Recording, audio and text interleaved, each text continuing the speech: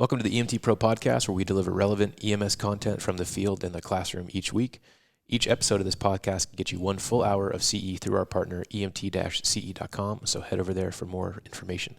I'm your host, Steve Williams, and with me, as usual, is Dan and Holly. Guys, say hello.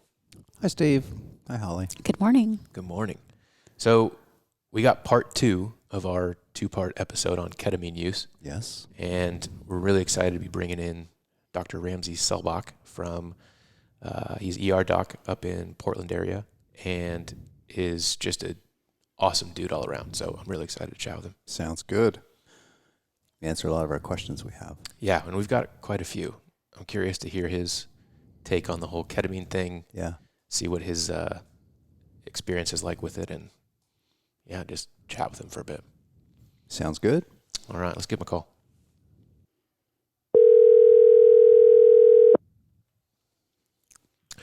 All right, Ramsey, are you there? I'm there. Hello. Yeah, no, it's good to have you on the show, and excited to kind of wrap up our chat on ketamine with you. So, Awesome. I guess. Thanks for having me. Yeah, man. What the first thing that we are curious about is, you know, it seems like one of the things that we've continually run into amongst the three of us in our, you know, field careers, if you want to call it that, is there seems to be some hesitancy among physician to physician when it comes to ketamine use in general. Some people love the fact that we have it, and some people are really hesitant that we have it. Yeah. And I know I've had a couple doctors who I would say aren't the usual physicians that we take patients to. Maybe they're working a shift randomly in the ER that month, or they're filling in for someone. And we bring, of course, you know, they're the one that we bring the patient on ketamine to. And they seem very like, wait, you did what? You gave them what? And, so nervous. Yeah, Right. and they're very nervous about it. So curious to hear what your take is on it and what your overall thoughts are on the drug. Yeah, I think that's a pretty common. It sort of tends to be, at least in my experience, a somewhat polarizing medication. I think even, you know, I'm only a year out of training. Even from the beginning of my residency to the end of my residency, ketamine was kind of like, I think initially this sort of new, it's not a new drug, but like this new sexy drug that people started using for sedations or pain control or whatever, you know, people, I think, really liked it.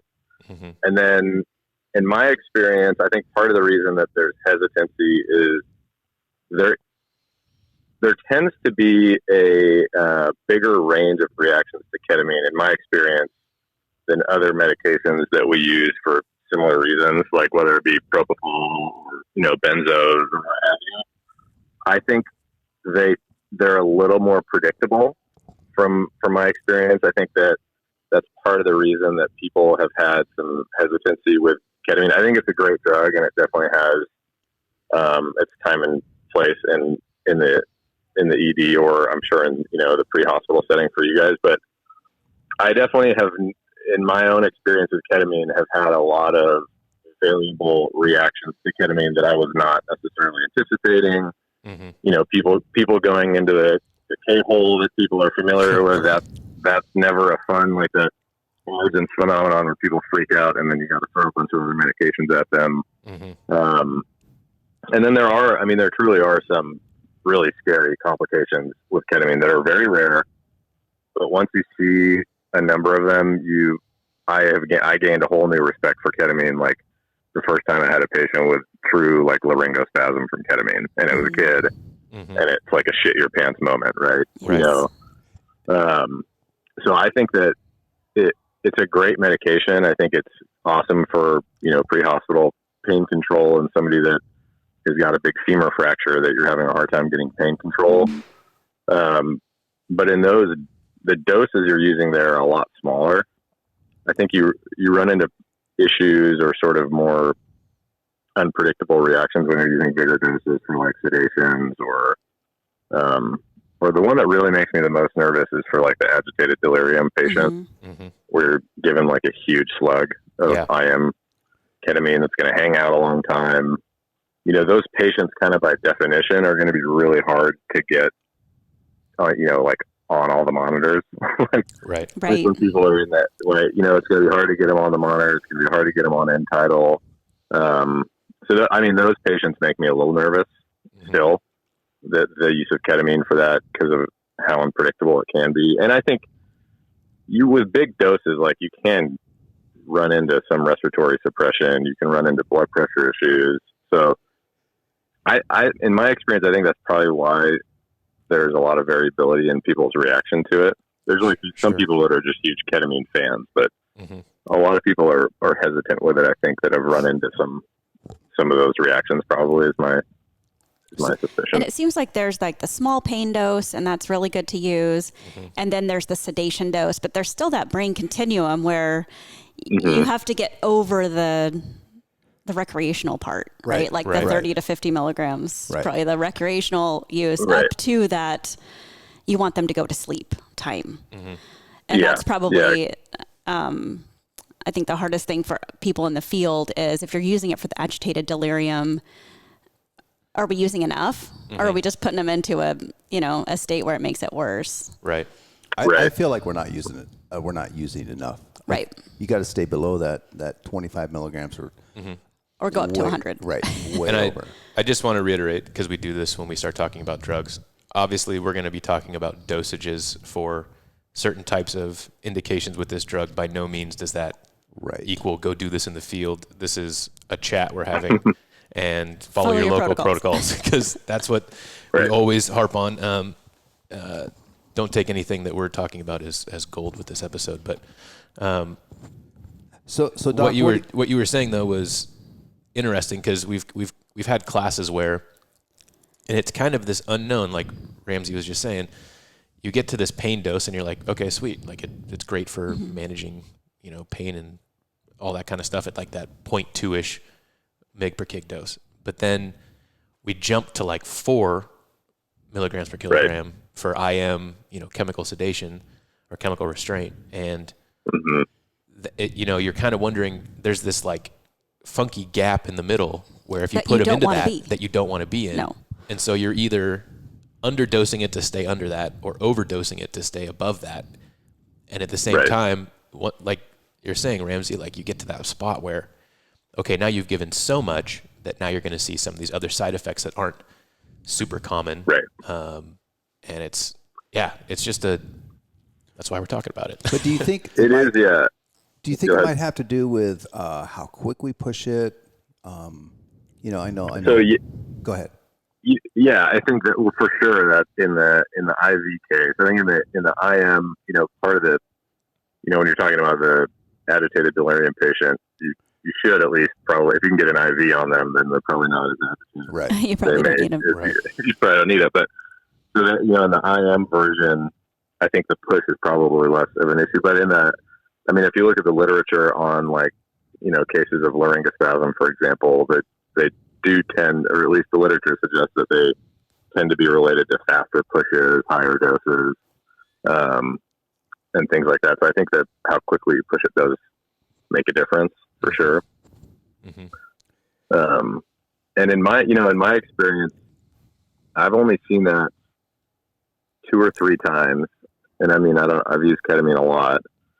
And I can't say, I think they were regular, pushes. They weren't like super fast pushes.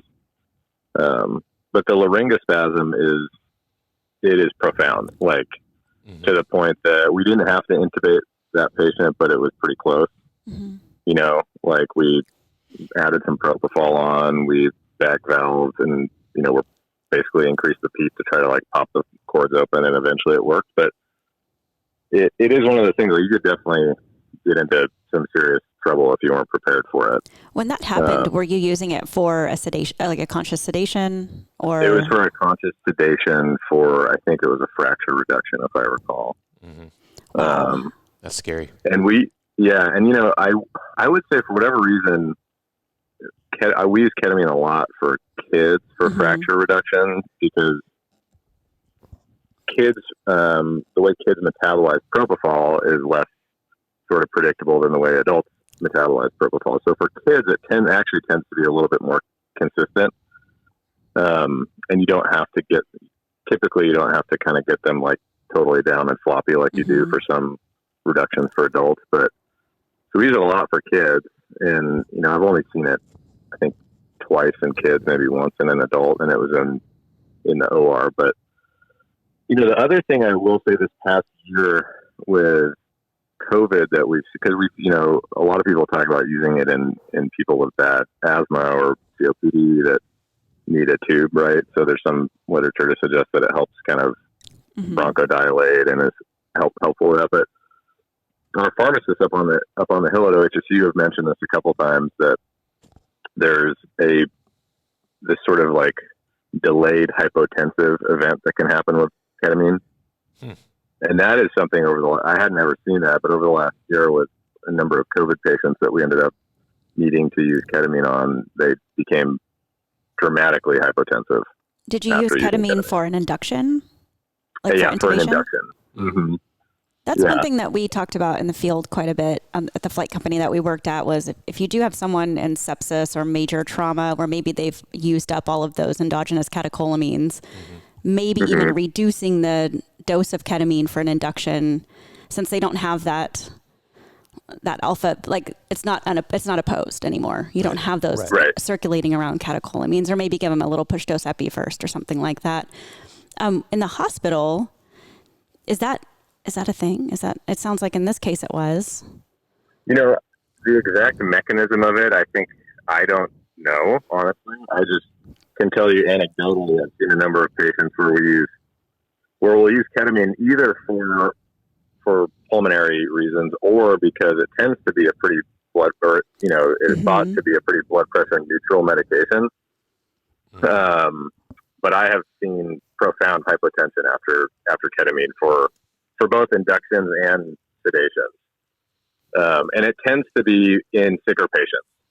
So there may be some, what you're saying with the endogenous catecholamine circulating might be related to that. But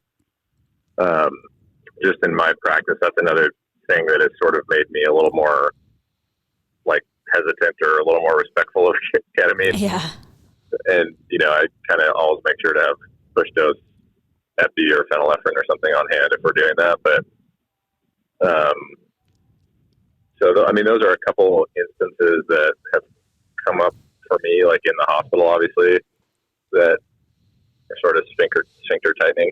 Mm-hmm. Yeah. And you said you give it a lot. Would you say like every shift you're giving ketamine? I wouldn't say every shift, but, definitely almost every week. Mm-hmm. But I have moved, honestly, because of some of those reactions and some of the inconsistency with how people react to it. I don't use it as much as I probably did in training as a resident. Personally, like I just, some benzos or propofol, or I just find, especially with the adult population, or they're metabolized pretty consistently in my experience. So, I'll use it. I would say the thing I use it the most for, which is a funny way to put it because it's a pretty rare thing, but is for conscious, awake intubations. I would say that's probably the place that in my toolbox it will always live. So if somebody's coming in with, a swollen upper airway and they're still protecting their airway and they're still maintaining their airway, we don't want to take that away, but we want to get a look at what's going on back there and do like I've done a number of, I'm going to take a look, I'm going to have a tube on a, NP scope. And if their airway looks terrible, then we're going to push the rest of the ketamine and paralyze them and intubate them while they're awake, essentially. Mm-hmm. And it's a great drug for that, because they can sit up and they can protect their airway, stick a camera in their nose and look at their posterior airway, and they don't really care that much. And you can get a really good look at what's going on. And then, if you feel like it's unsafe or you need to back up, then they're still at least protecting their airway and you don't take that away. Otherwise, end up in a tough spot. Mm-hmm. For sure. If that makes sense. So I like it for that a lot, and I still use it for that reason. Granted, that happens maybe a few times a year. It's not a common thing. Mm-hmm. You use the word respectful of the drug, which is a great word, because sometimes we don't do that. We just kind of follow an algorithm without critically thinking. What what types of things you've already said them, but let's talk, okay, laryngospasm. Let's talk hypotension. How should we be administering the drug? What kind of dosage should we be using? What kind of things should we be doing to respect the drug?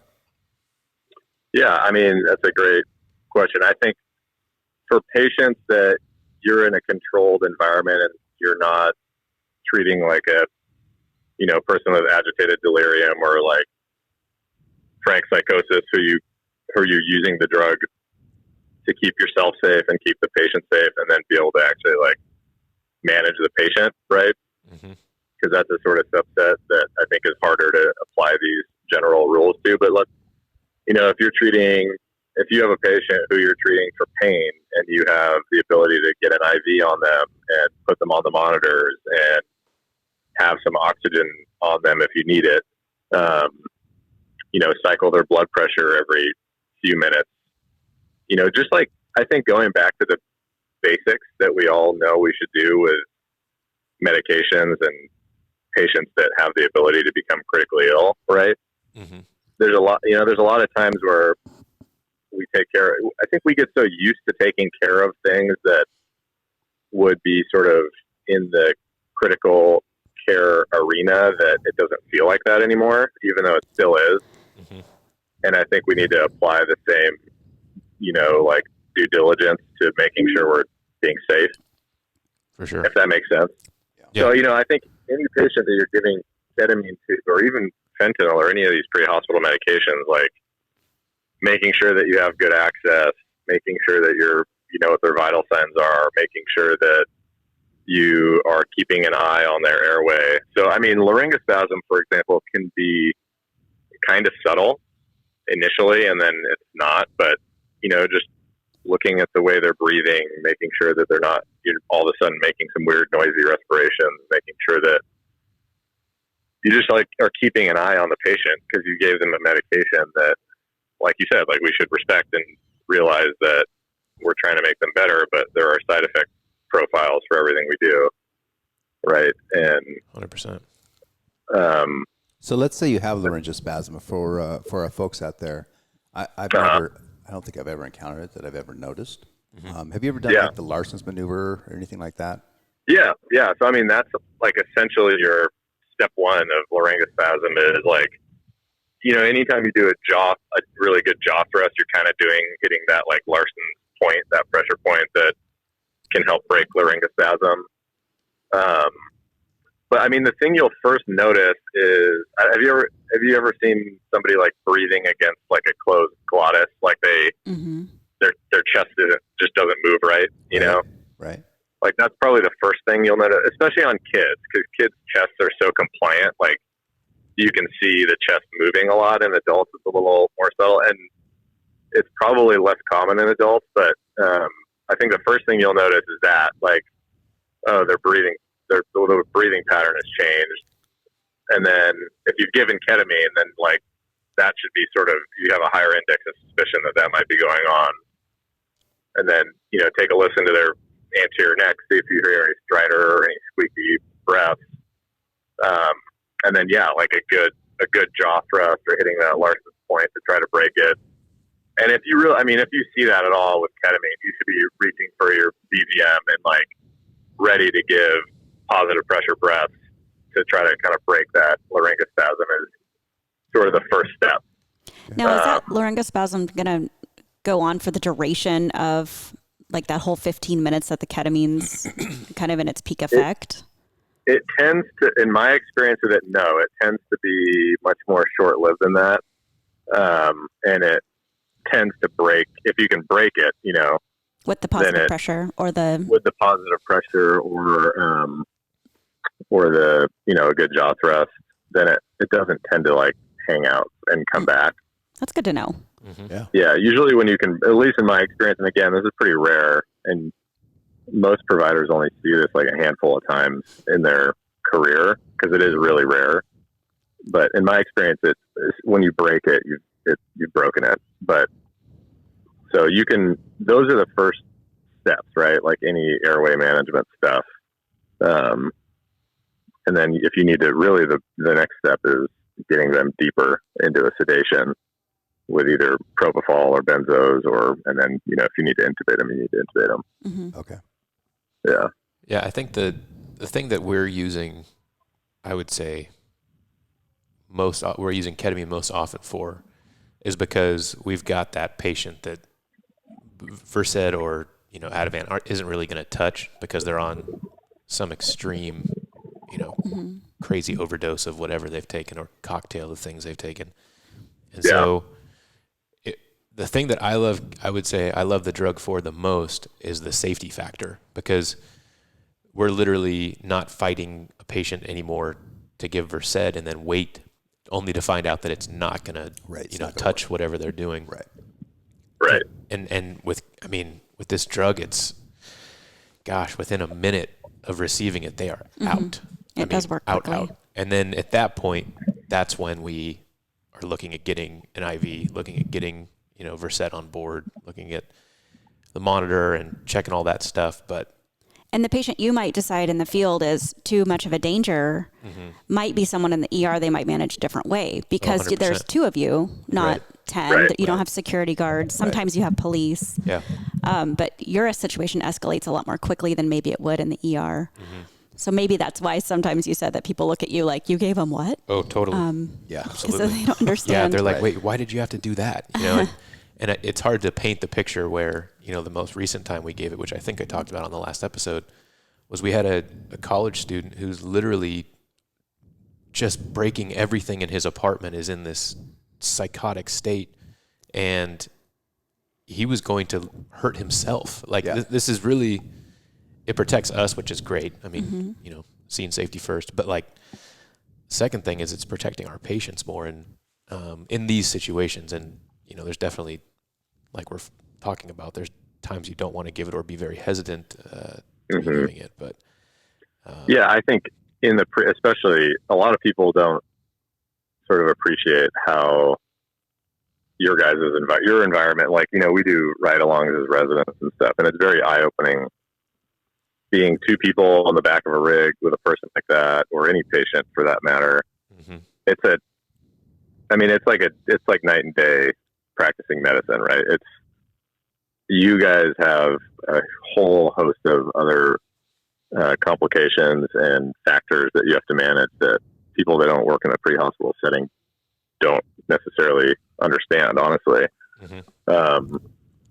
So your threshold to give a medication like ketamine might be a little bit lower than the threshold in the emergency department, for example, because we can call 14 security guards over to help manage this patient, right?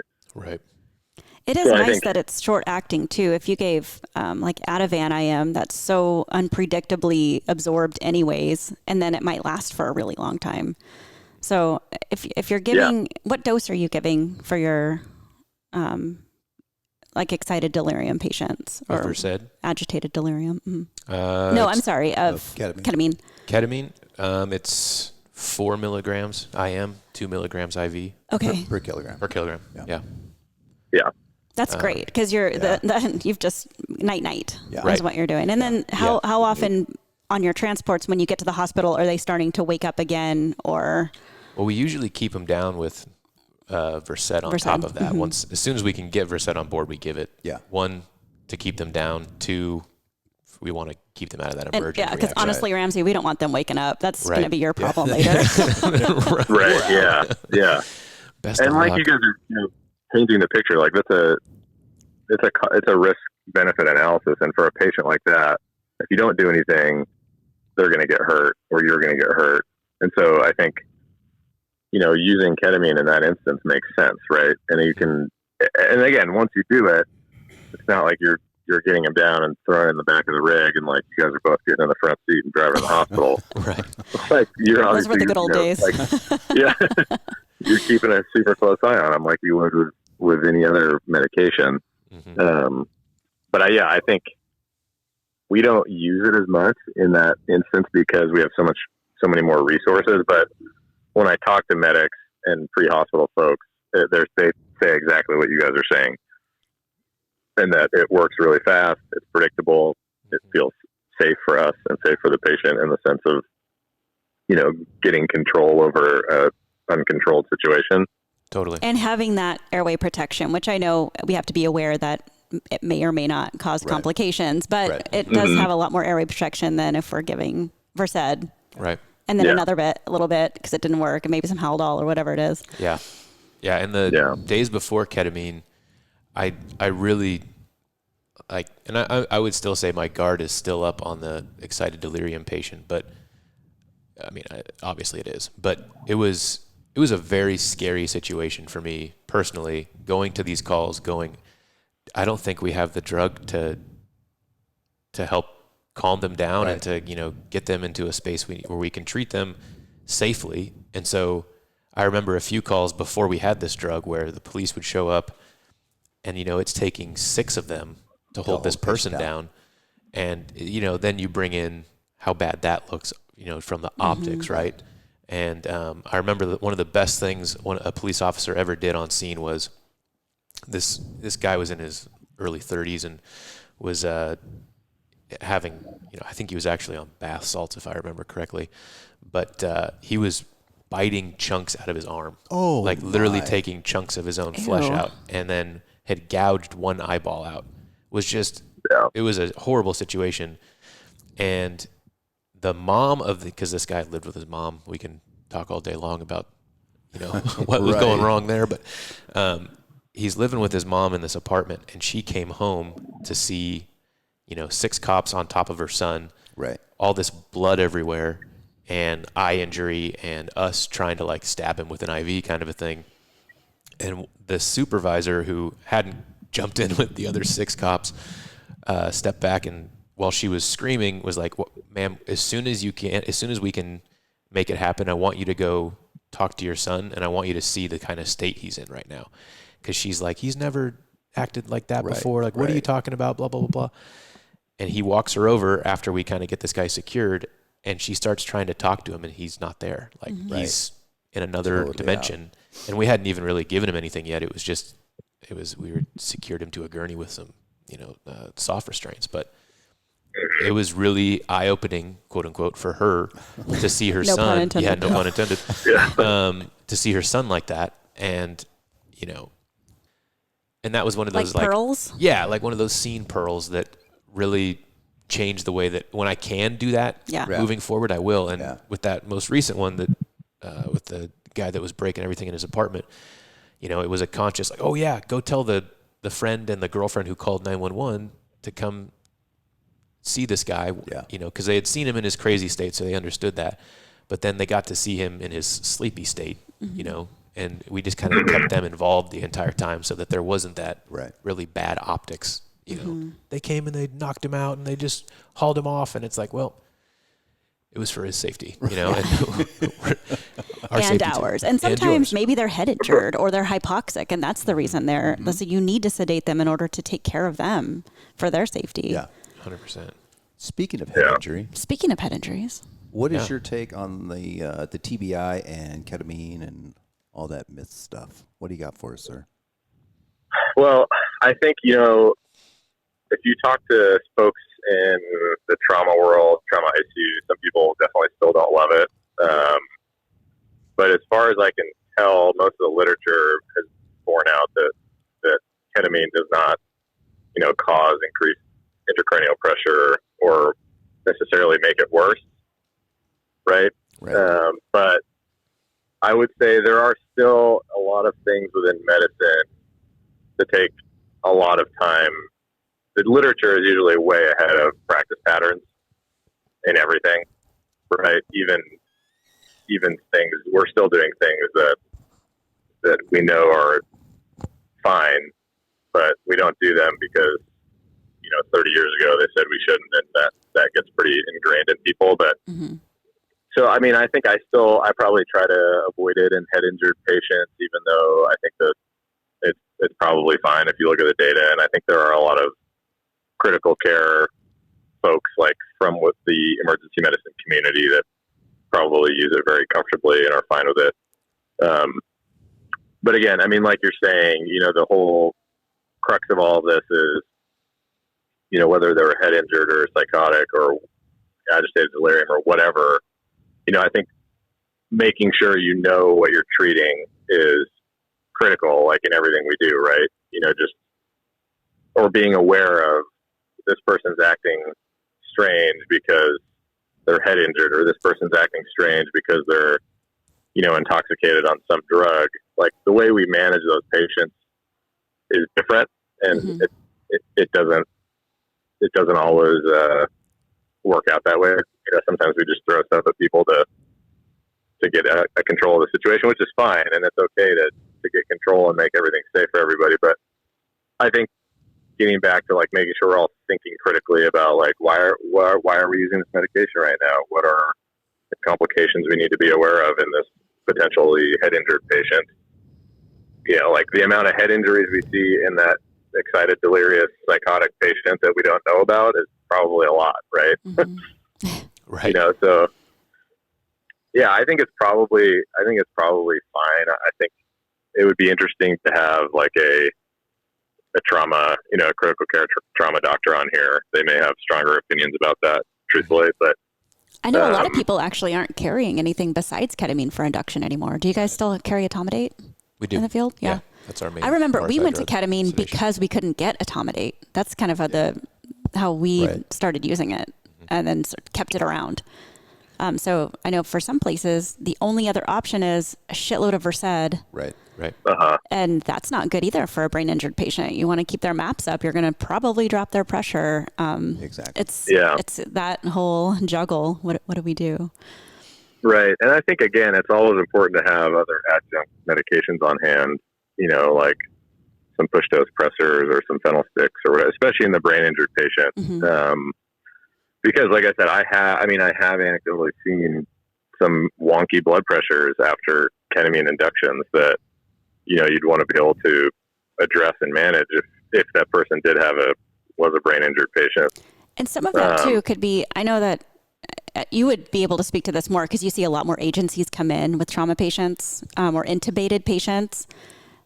But we try to be really good at sedation and pain management, but I think a lot of people are not very good at pain management or sedation. So you do intubate with ketamine, maybe.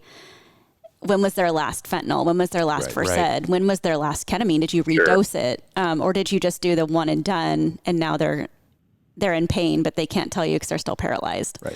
Well, and I'll be honest on that note, like going back, I was thinking back to paramedic curriculum when I first started kind of, I don't know, I was getting some flack, rightfully so, from nurses and doctors about why didn't you redose your fentanyl? And it's like, well, it's not in our protocol and it's not something we're really harped on to do, but you dive into the critical care or the flight medic curriculum and it is thou shalt. Yeah. Right. If you want to be on our medical director's shit list, you do not like you do good pain absolutely management. get it. And it's really interesting that just gets omitted. Yeah. Look at protocols from major areas and it's not harped on that when you get done giving your, RSI cocktail, hit them with your, fentanyl or whatever else you're carrying. We had my buddy RSI'd someone and gave fentanyl. This was about 5 years ago. Gave fentanyl and got written up. Yeah. When I was a paramedic, we didn't That's crazy. do post-intubation sedation. Nope. Yeah. We didn't give pain meds for abdominal pain or back pain. It was really barbaric. Yeah. So you're basically paralyzing people and letting everything wear off and delivering them to the ER in this terrible, Here you go. I got the terrible tube. state. Yeah. Give him some back. What also, like it's a lot of the calls up at OHSU, we get all the the calls from the EMS folks where they have questions in the field, and throughout residency, I would get calls a lot. Actually, Brian called me once about giving ketamine in the field because so many patients now are either on wildly high doses of opioids or narcotic pain medications, or there's a lot of people now on Suboxone, right? And so there's a lot of hesitancy among medics to give things like fentanyl and Dilaudid or whatever you carry that are, traditional narcotic pain medications to those folks on Suboxone. So hitting different, sometimes you have to hit different receptors if those receptors are saturated. Right. Exactly. That's a really good point. And so, that's a way that we use it also, just that just kind of came to my mind in the ER. Like if I have a patient that's a daily heroin user, right, getting there and they have something that needs pain control, you know, giving the doses of Dilaudid or fentanyl or morphine that I would have to give in the ER to effectively manage their pain. Like if I put that order in, I would have 4 nurses at my desk in 30 seconds, right? Mm-hmm. Being like, what are you doing? This person's going to like stop breathing. So you just hit different receptors. So like you can use ketamine, you can use benzos. And I would get a number of calls from the field about that. And it's great for that, right? Like pain dose ketamine in the field for somebody whose receptors are pretty saturated with other stuff. Mm-hmm. How do you feel about giving ketamine as a sole agent? Like I know a lot of our protocols are to give ketamine with a narcotic, as an adjunct to a narcotic. Mm-hmm. Do you guys do? I think I want to say that I think when Brian, you guys know Brian, right? Mm-hmm. Oh yeah. When he called me, he was in the middle of nowhere with a patient.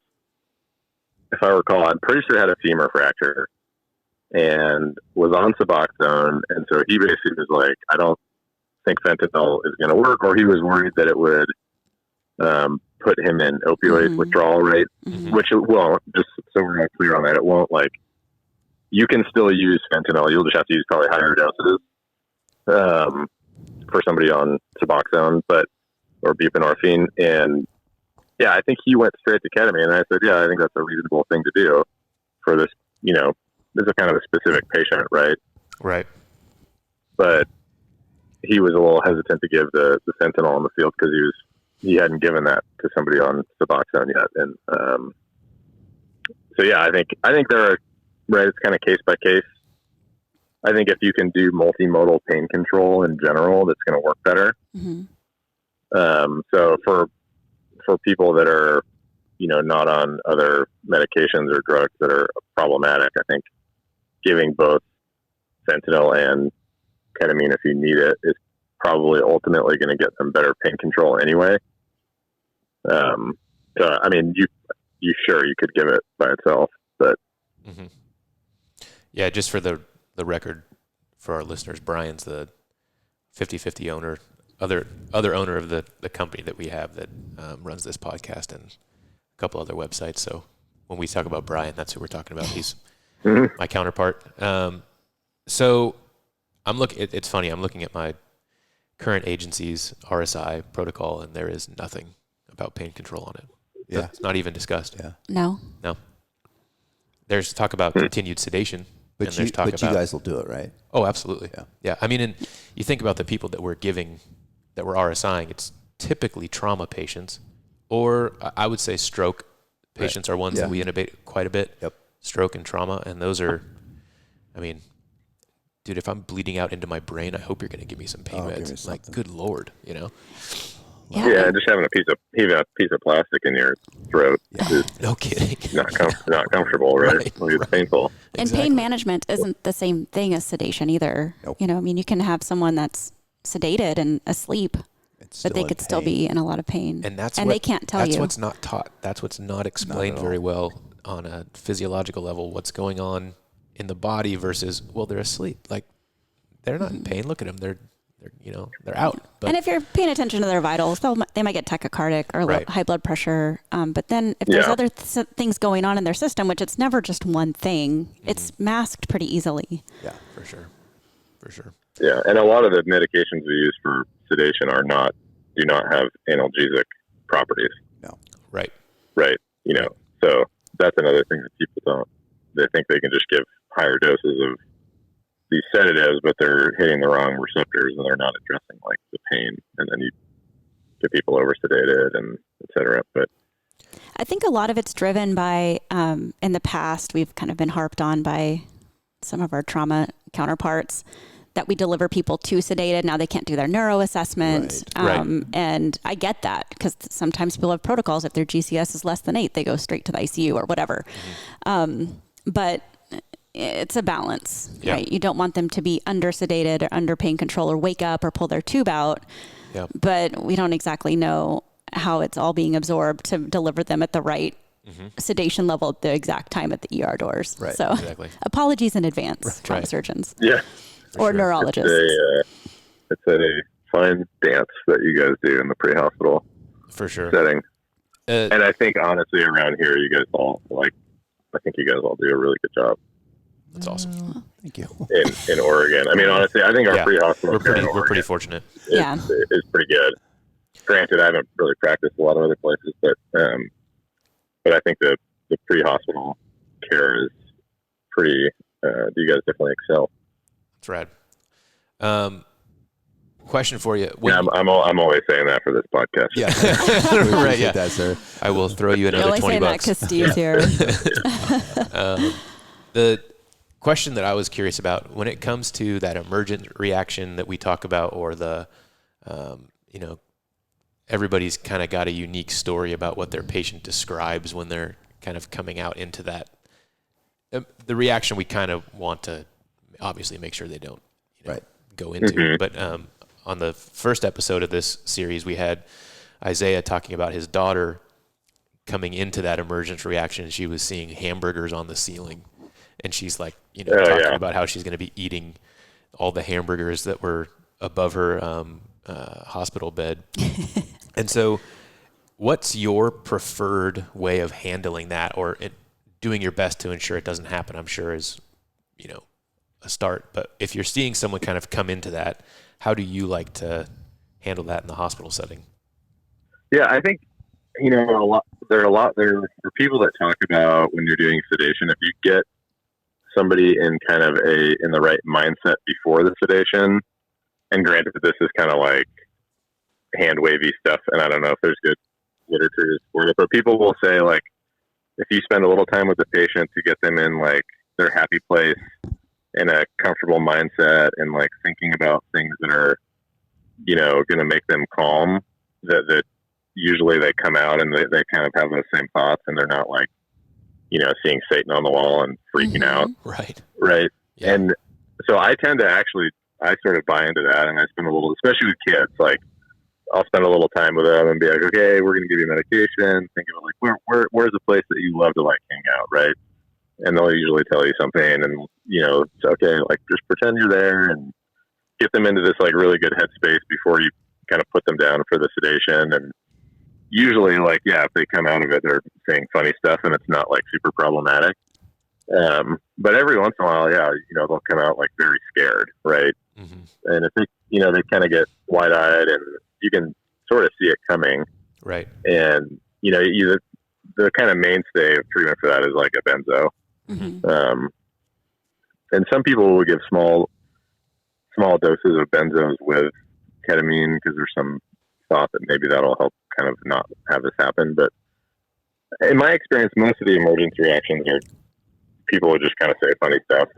Yeah. And it's not like they're not like jumping out of the bed and freaking out and going crazy. But every once in a while you will see one where they definitely are scared, and it's a problem. But sure. So when you put someone down with ketamine, you can skip over that whole, what we, I guess, refer to as the K-hole. I don't know if that's, so you can skip over that whole part. But as they come out of it, they have to go back through that, don't they? In order to come back out of the ketamine, like everyone's going to have some sort of emergence thing happen. It just might not be terrible. Right. I think, I agree. I think everybody has some sort of, and sometimes you don't know because they don't say anything, right? Right. But I would imagine that, I've never had ketamine personally, so I can't speak to it, but that you'll admit to. That I'll admit to, yeah. And not pharmaceutical grade, at least. And actually, I think that was one of the things on the list, street ketamine. I don't see any street ketamine around here. I don't know if I just they don't make it to the ED, but I don't think that we have a lot of street ketamine in the Northwest. Mm-hmm. At least in my experience. The only time I've seen it was some people had stolen it from a vet clinic. And so, I mean, they were using legit stuff. Right. But that was the only time I've actually seen a patient on it in the field. Mm-hmm.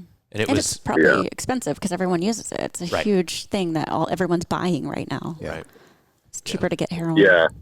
Hey, Ramsey. It is. I was just going to ask a quick question on the Versed. And maybe you said this and I wasn't listening, but do you have a trigger point on when you're going to give the Versed? Like, do you give it all the time? For the emergence? Yeah. I don't always give it, honestly. I don't. I have had pretty good success with not having people like come out of the K-hole like freaking out. So you don't give it prophylactically? I don't. I tend to not give it prophylactically. Okay. No, and some people do, and you're probably not wrong in doing that. I think it's just, I think then you get some pharmacodynamics of like multiple agents, and like I try to keep things as clean as I can with sedations, just because it is easier and makes things more predictable. But I don't think you're wrong in that, and I think there's literature to support that. If you do that, you're less likely to have those reactions. And we don't have the luxury of having a nice chit-chat with people before we put them under. Right. And it's usually loud and chaotic, and there's a helicopter, and there's sirens, and I mean... The closest we got was that call where the cops took this guy down. And literally as they tackled this guy, they're talking to him calmly. Like, I've never seen it before. It was so freaking rad. And they were like, okay, that was a bad choice, but we're still here. We're going to take good care of you. Blah, blah. It was the weirdest thing, but these guys were so on top of it. It was so rad. Awesome. I'll occasionally use Ketamine or like 50-50 ketamine propofol for sedation, but it does sound exotic. It sounds more exotic than it is. It's two separate syringes. One has propofol in it, one has ketamine, and you give half doses of each. But occasionally I'll do that for people that there's like a subset of patients that when you sedate them, the line between like needing breaths and so apneic that you're thinking about like addressing their airway and then sedated is like this really fine line for whatever reason. And sometimes if you use a combo like ketamine and propofol, you get a little less of that respiratory suppression. So some people like it for that, but I don't use it very often.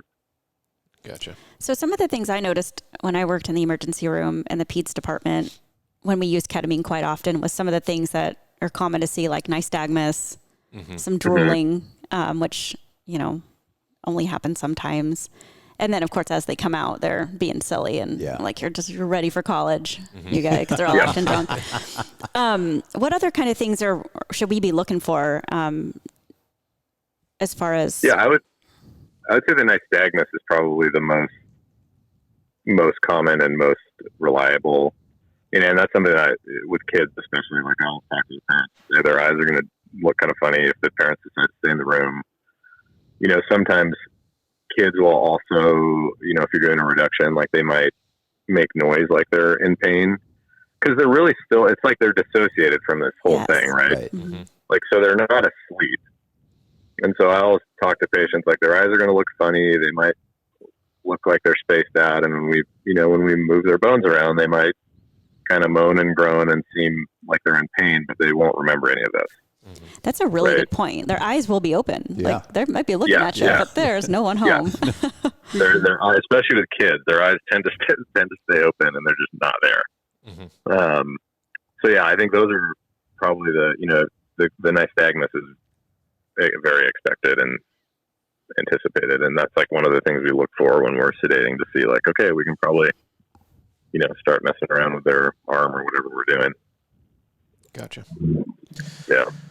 Is there anything we missed? Like, is there anything you'd love us to know as field providers? No, I think the main things I would say are just being sort of hyper vigilant with patients on, especially if you're giving high dose like IM ketamine. Like there's really, they need like very close monitoring, right? And you guys know that, and everybody does a good job at that. But I think, like I said before, and we all do this in medicine. Like we get so used to taking care of really sick people or critically ill people, or using medications that are like have a lot of potential side effects and potential danger, that it's easy to sort of forget that. That's and just true. like, always like just remembering, if I'm giving this, it's like a big deal, right? Right. Like a sedation or putting somebody down with ketamine.